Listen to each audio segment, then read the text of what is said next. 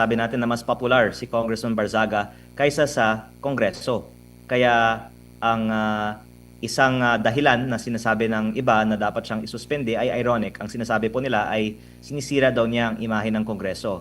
Ang masasabi ko naman po ay ang korupsyon at ang mga aligasyon ng pagnanakaw ang sumisira sa imahe ng Kongreso, at pag sinisingle out si Congressman Barzaga, lalong sumasama ang imahe ng Kongreso. Pag uwi nila sa kanilang mga distrito, siguro mahihirapan din silang ipaliwanag sa kanilang mga constituents bakit ito pa ang inuna ng Kongreso ngayong araw. At ang resulta po nito ay mauubusan na rin ng political capital ang Kongreso para makapagpasa ng iba pang mga mas importanteng bagay.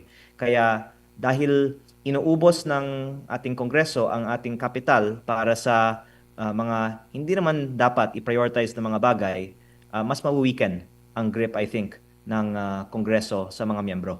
Ang karaniwang araw, konti lang po ang mga nag-a-attend sa plenaryo, pero ang isa din sa sinabi sa akin ng mga mas veteranong mga miyembro ay ngayon nga ang isa sa mga mas lalong mababa ang attendance at konti lang ang tinatalakay sa floor, dahil ang preoccupation ng maraming mga miyembro sa Kongreso ngayon ay wag sila sanang madawit sa mga flood control investigations. Ang sabi nga po ng Ombudsman ay 10% ng Kongreso ay iniimbestigahan ngayon. At baka ang kinakatakutan ng ibang mga miyembro ay pagkakanta ang 10% na yan, baka almost 100% sa mga members ay in some way ma-implicate sa mga flood control controversies. Kaya ayong gabi sa tanan. Yes, Kong. 5 po kayo na bumoto ng no para po ipasuspende si Congressman Barzaga. Bakit po no ang inyong boto, Congressman? Unang-una, binigay lang sa amin yung committee report sa hapon, at si Congressman Barzaga lang ang kasama sa report ng Ethics Committee. Alam naman po natin napakaraming ibang mga kongresista sangkot ngayon sa mga maanomalyang mga proyekto sa DPWH. At actually, nabanggit ko sa aking explanation of vote, nakakahiya na maging miyembro ng Kongreso na mas inuuna pa natin ang Ethics Committee hearing tungkol sa mga social media posts kaysa sa pagpapanagot sa korupsyon sa gobyerno. Pero napansin namin, Kong, na for the longest time, parang ngayon lang dumami ang tao sa plenary. Kaya nga po ako din na lungkot dahil sa karaniwang araw sa Kongreso, kokonti lang ang attendance. Pero dahil ang requirement para masuspindi ang isang miyembro ay 2/3 of all members voting, dapat pina-attend talaga ng Kongreso ang mga miyembro. Kaya since the approval of the budget on October 13, ngayong araw ang pinakamataas ang attendance sa Kongreso, na nagsasalamin na tila napaka-importante na masuspendi si Congressman Barzaga, which shows, I think, misprioritization of the current Congress. Opo, Kong, kasama po ba si Congressman Barzaga doon sa mga nakikita, naririnig po ninyo na posibleng ipatawag, paimbestigahan kaugnay po sa issue ng pagnanakaw ng pera ng bayan sa flood control Hindi. projects? Apong aligasyon tungkol sa korupsyon dito. Kaya ang sinasabi ko kanina, dapat yung mga kasamahan natin na hindi lang nagkakataon na sangkot sa korupsyon, pero mismo sa Kongreso, ang pinag-uusapan ay paano makabili ng budget, paano lutuin mga bidding, nag-aalok ng mga insertions sa kanilang mga distrito. Dapat yung mga kasamahan natin na mga yon ang inuuna ng Ethics Committee. At hindi po ang mga katulad ni Congressman Barzaga na hindi naman po tungkol sa korupsyon, kung hindi lang mga social media posts ang akusasyon.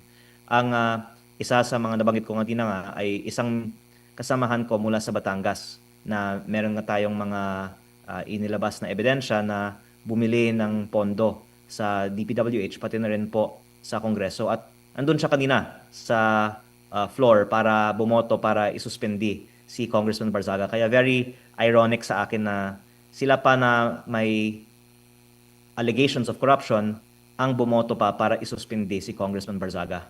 Opo, Kong, anong pong masasabi niyo doon sa grounds ng Ethics Committee? Quote-unquote, disorderly behavior daw ang pinapakita ni Congressman Barzaga. Sir. I think it's the first time that something like this was decided by the House. Medyo unprecedented din siya, at baka magiging precedent din na pag meron sinasabi ang isang miyembro na hindi sang-ayon sa gusto ng mayorya, pwede na nilang gamitin yan bilang basehan na isuspinde sila. Opo, anong tingin nyo dito, Kong? Ito ba'y magbibigay ng chilling effect para po sa mga kongresista pa na nagbabalak na magpahayag ng kanila pong sariling saloobin kaugnay po sa mga nangyayari ngayon sa pamahalaan? Baka yun po yung intensyon, pero hindi yan po yung mangyayari dahil nung ako po ay nasa plenaryo kanina, tinatanong ko ang aking mga kasamahan at lahat po sila actually nahihiya na ang kanilang boto laban sa ah, pagiging kongresista ni Congressman Barzaga ay magiging on the record at medyo pag-uwi nila sa kanilang mga distrito siguro, mahihirapan din silang ipaliwanag sa kanilang mga constituents bakit ito pa ang inuna ng Kongreso ngayong araw. At ang resulta po nito ay mauubusan na rin ng political capital ang Kongreso para makapagpasa ng iba pang mga mas importanteng bagay. Kaya dahil inuubos ng ating Kongreso ang ating kapital para sa mga hindi naman dapat i-prioritize na mga bagay, mas mawiweaken ang grip, I think, ng Kongreso sa mga miyembro. Kong, nandiyan po kayo ng panahon ni former Speaker Martin Romualdez ngayon kay Speaker Bogie D. Kamusta ang atmosphere, sir? The same pa rin po ba when it comes to turingan po ng mga kongresista and the working atmosphere po sa buong HREP? Unang-una po, ang karaniwang araw, konti lang po ang mga nag-a-attend sa plenaryo. Pero ang isa din sa sinabi sa akin ng mga mas veteranong mga miyembro ay ngayon nga ang isa sa mga mas lalong mababang attendance at konti lang ang tinatalakay sa floor. Dahil ang preoccupation ng maraming mga miyembro sa Kongreso ngayon ay wag sila sanang madawit sa mga flood control investigations. Ang sabi nga po ng Ombudsman ay 10% ng Kongreso ay iniimbestigahan ngayon. At baka ang kinakatakutan ng ibang mga miyembro ay pagkakanta ang 10% na yan, baka almost 100% sa mga members ay in some way ma-implicate sa mga flood control controversies. Kaya ang nakakalungkot dito, anuman ang inyong pananaw sa mga political issues, all of us can agree na hindi nakakatulong sa bansa na meron tayong Congress na hindi nakaka-function. Wala tayong mga major landmark bills siguro na maipapasa sa mga susunod na mga buwan o baka sa buong Kongreso. Dahil ang nasa isip ng maraming mga kongresista ay hindi ang paggagawa ng mga batas, kung hindi sana wag lang silang makasuhan. Nako, baka na naman sa impeachment, mabubuhay na naman ng HREP, Kong. February po yung deadline, yung opening na naman ng timeline para po sa impeachment laban kay VP Sara. Sa tingin ko po, hindi nila kaya yan dahil parang inuubusan nila ang kanilang pakiusap para sa mga hindi ma-understand na mga bagay tulad ng suspension ni Congressman Barzaga. I think that over time, talagang mawiweaken talaga ang grip ng House sa mga miyembro dahil it seems like they're not picking their battles. They're going after issues that are very unpopular with the public. Opo, bago lang upo ulit si partner Admar, Kong, hindi naman po tayo nagkakalayo ng edad pero napansin ko kanina sa 5 bumoto ng no, halos kabataan po ng mga congressman. Ikaw, si Eli San Fernando, si Congressman Paulo Marcoleta, ang 5 po, isa kabilang sa 5 na bumoto against dito. At ang sangkot, no, ang nasasakdal, kapwa kabataang congressman din, Congressman Barzaga, sir. Tama po yun, pero marami din pong mga kabataan na bumoto para isuspende si Congressman Barzaga.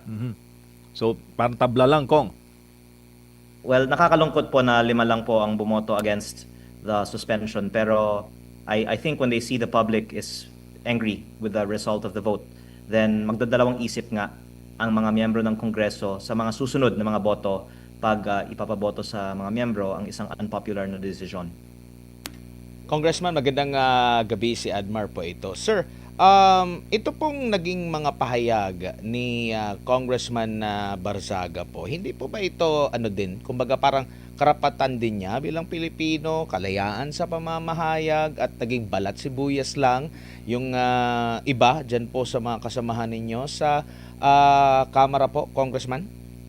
Opo, at yun din ang sinabi ko noon nung tinanong ako tungkol sa aking opinion kay Congressman Barzaga na may kasabihan po si Voltaire na I may not agree with what you say, but I will defend to my death your right to say it, na ang free speech ay napaka-importante.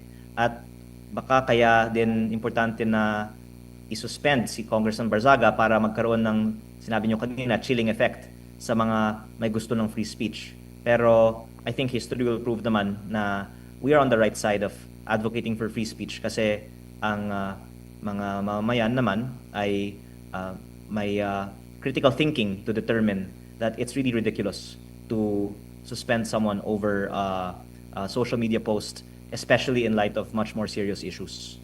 Opo, at siya din po ay binoto ng taong bayan ng kanyang mga kadistrito. Hindi rin po ba ito parang pagtatanggal sa kanila ng boses din na dyan na napaka ano lang naman itong issue naman na pag-uusapan with Congressman Kiko Barzaga, ito din naman yung sentro ng diskusyon ngayon lalo na sa social media ng taong bayan, Congressman. Hindi lang siya sinusuportahan ng Dasmariñas, sinusuportahan siya ng buong bansa. I think masasabi natin na mas popular si Congressman Barzaga kaysa sa Kongreso. Kaya ang isang dahilan na sinasabi ng iba na dapat siyang isuspende ay ironic. Ang sinasabi po nila ay sinisira daw niya ang imahe ng Kongreso. Ang masasabi ko naman po ay ang korupsyon at ang mga aligasyon ng pagnanakaw ang sumisira sa imahe ng Kongreso, at pag sinisingle out si Congressman Barzaga, lalong sumasama ang imahe ng Kongreso. Opo. Ang tawag din po sa inyo sa Tagalog, mambabatas, sa Bisaya, magbabalaod. Kumbaga, ang priority po ninyo is magpatupad po ng batas. Pero kapansin-pansin doon sa mga video, 'di ba? Mahilig mag-post ng video si Congressman Barzaga during sa budget deliberation. Napuna nga niya na talagang halos bakante. Maraming absent dito po sa mga kongresista pagdating po sa pagpapanukala ng batas. Kagaya po dito, mahalaga po ito, budget, no? Dahil sa kahit na ang dami-daming mga nagbubusisi sa budget, meron pa ring mga nakakalusot po na mga kaya nga na nagkakaroon ng issue po sa corruption. Tapos ito ba ay napansin nyo rin? First time ba nabanggit nyo ito kanina na biglang dami yung bilang po ng mga kongresista? Ito ba ay pang ilan na pong ganyang klase ng attendance? Kasi matagal na pong tapos din yung inyong deliberasyon sa budget po, Congressman. Ito po ang pinakamataas na attendance mula sa pag-aproba ng budget noong October 13. So, kumbaga parang kasing bigat pala ng pagpapasa ng budget ang pagpapasuspende dito kay Congressman Leviste. Congressman Barzaga po, Congressman Leviste. Maaaring sabihin yan, at maaaring sabihin din na ito din ay sumasalamin na wala nga masyadong ibang tinatalakay na mga batas ngayong nakaraang buwan na ito dahil nga distracted ang mga congressman sa kanilang mga sariling mga legal issues. Opo. Napag-uusapan po itong budget po natin, Congressman. Nagkaroon ng pag-question doon po. In fact, umabot pa nga sa Korte Suprema yung pag-question doon sa 2025 budget. Dito po sa 2026, meron po bang mga kapuna-puna dito, Congressman, sa inyo pong panig sa pagbusisi po ng budget? Magandang tanong po yan.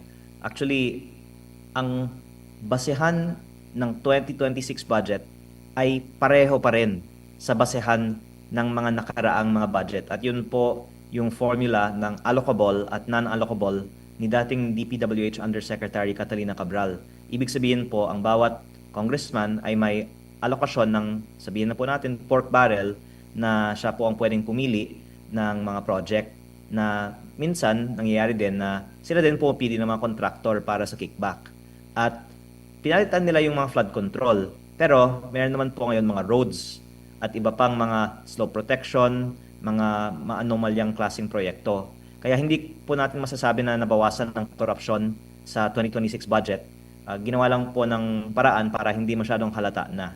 At nakakalungkot nga po na pagkatapos ng lahat ng mga protesta laban sa korupsyon sa DPWH, may lutuan ng bidding at may bentahan ng budget pa rin para sa 2026 budget. Maliban pa ito sa mga nabulgar din na maging yung mga pagpili ng magiging mga district engineer o yung mga opisyal dyan sa mga DPWH offices natin sa ground, may say din pala yung ibang mga kongresista din dito. Tama po ba ito or sa inyo pong monitoring po, Congressman? O hindi lang po sa district engineer, pati sa contractor. Kaya yan nga po ang paraan na pwedeng kumita ang isang proponent sa isang proyekto, kaya pinag-aagawan ang mga insertion sa budget. At ang isa nga sa lumalabas din, meron po tayo kasing ebidensya na nakalap mula sa DPWH, ay meron talagang mga listahan ng mga proponents para sa mga proyekto mula pa sa DPWH National Expenditure Program, na hindi lang congressman at senador ang proponent, kung hindi pati mga miyembro ng ehekutibo kasama ang mga sekretaryo at undersekretaryo.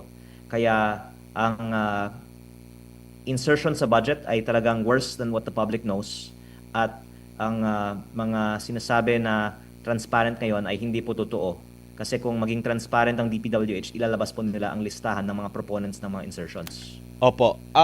Naging kalakaran na po sa Kamara, sa Kongreso, sa Senado, sa mga kongresista na yung nababanggit niyo po na nagkaroon ng alokasyon, may pork barrel kumbaga, no? In fact, meron na ng desisyon dito ang Korte Suprema na unconstitutional nga. Pero sa tingin niyo po ba sa ilalim ng konstitusyon or may mga batas tayo na pwede naman na hindi isingit or pwede nang kumbaga hands off ang mga kongresista rito, na kumbaga purely ang trabaho lang talaga ay ang paggawa po ng batas? Kasi ang nakikita din po ng ilan sa mga kritiko is diyan nagmumula kasi yung hihingi ng pabor, makapangyarihan si congressman sa kanyang distrito, maglalagay po doon ng mga proyekto. Kaya yung minsan dadaan talaga sa congressman, hihiling sa congressman. Pero sa ilalim po ba ng konstitusyon, ito po ba ay pinaka-main trabaho ng mga kongresista na magpatupad ng mga proyekto sa kanilang mga distrito? Or mas mainam po ba para maiwasan na po talaga yung korupsyon, alisin ito sa kapangyarihan, kung ito man ay kapangyarihan ng kongresista po, sir? I fully agree na hindi natin maiwasan na makikialam ang mga congressman sa mga projects sa DPWH hanggat sila ang nag-aaproba ng budget ng DPWH. Kasi noon, post-enactment. Ngayon naman, naging BICAM.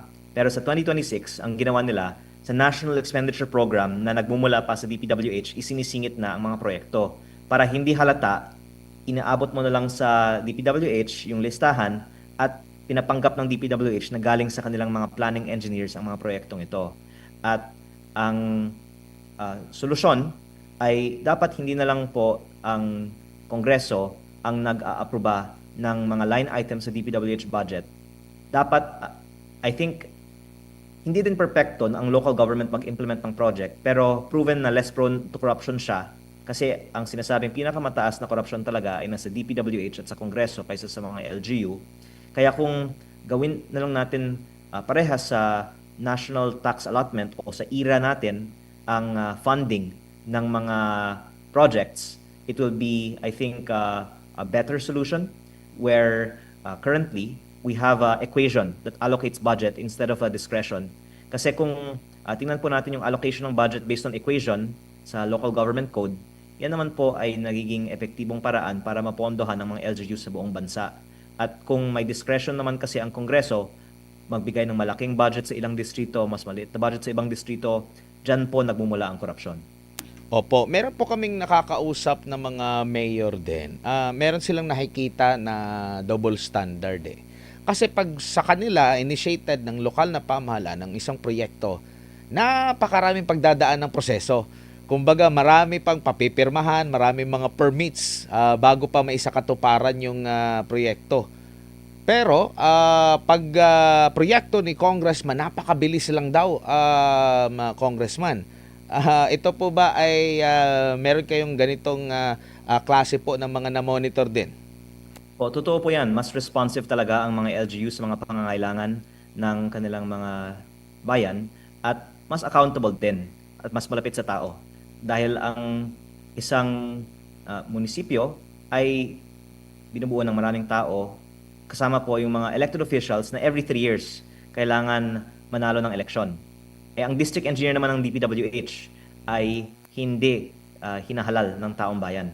At meron din syempre iba-ibang mga members ng Sangguniang Bayan na deliberate din sa mga proposed projects ng isang LGU. Kaya sa tingin ko, mas maraming check and balance pag LGU mag-implement ng project. Again, it's not a perfect solution, but I think there's actually a consensus among members of Congress na mas makakabuti talaga na LGU na lang ang gumawa ng proyekto. Pero ang sinasabi ng iba sa akin dito sa Kongreso, kaya daw hindi dapat LGU ang gumawa dahil wala naman ng silbi ang magiging congressman, wala na tayong budget, di ba? Kaya I think it's really the self-interest of Congress that is keeping the DPWH as the main implementing agency of infrastructure projects. Opo, huling topic na lang po mula sa akin bago ulit si partner MJ Congressman. Meron pong mga pagsisiwalat si Congressman na Zaldico hindi na po dito sa flood control anomaly, no, budget, yung mga kickback, marami siyang mga pinangalanan po, no, ng mga malalaking personalidad, hanggang pati pangalan ng pangulo, pangalan ng speaker at iba pa. Ang pangulo po nung inumpisahan niya or yung kumbaga parang nabanggit niya na dapat na imbestigahan ito, hinimok niya yung mga Pilipino na makiisa, tumulong sa pagsusumbong patungkol po dito sa sinasabing korupsyon.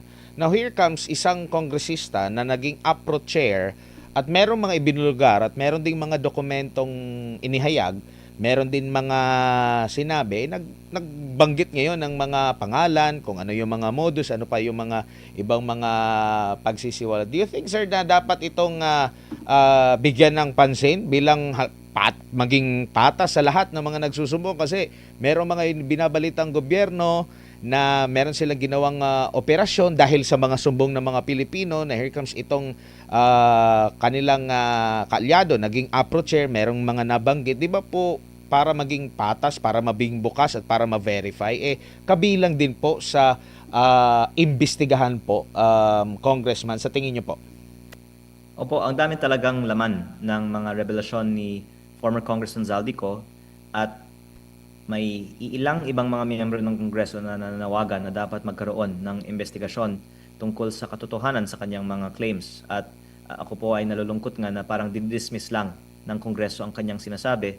Pero mabuti nga na iimbestigahan natin ito. Anyway, siya nga ang dating APRO chair ng Kongreso.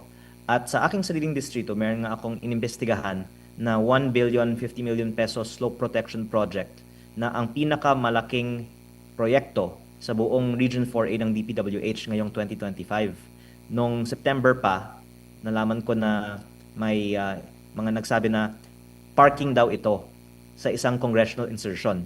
At tinanong ko ang regional director ng DPWH at ang sinabi niya, kung sasabihin niya sino ang proponent nitong proyekto, sasabog ito.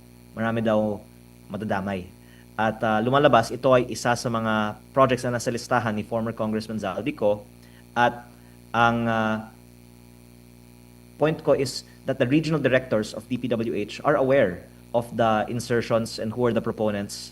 At kung seryoso tayo para malaman ang katotohanan sa listahan ni former Congressman Zaldico, dapat ipatawag ng Kongreso ang mga regional director at district engineer ng DPWH para malaman natin sino bang kausap nila at kanino nila binigay ang mga kickback para sa mga proyektong ito. Opo, Kong, on other topic naman, nag-viral po sa social media yung pong quick selfie ninyo kay Congressman Garjola. Ano bang story doon, Kong? Ngayon lang nga siya umattend sa plenaryo after a few months at I took the opportunity to say hello pero parang paiwas siya. At kami naman po ay seatmates sa Batangas section ng plenaryo pero kahit na magkalapit lang kami ng upuan, hindi din niya ako kinausap. Siya po kasi ay aking naging subject over the past few weeks dahil siya ang pinakamalaking contractor sa Kongreso pa ngayon. Pangalawa lamang kay former Congressman Zaldico, mas malaki pa kay Diskaya.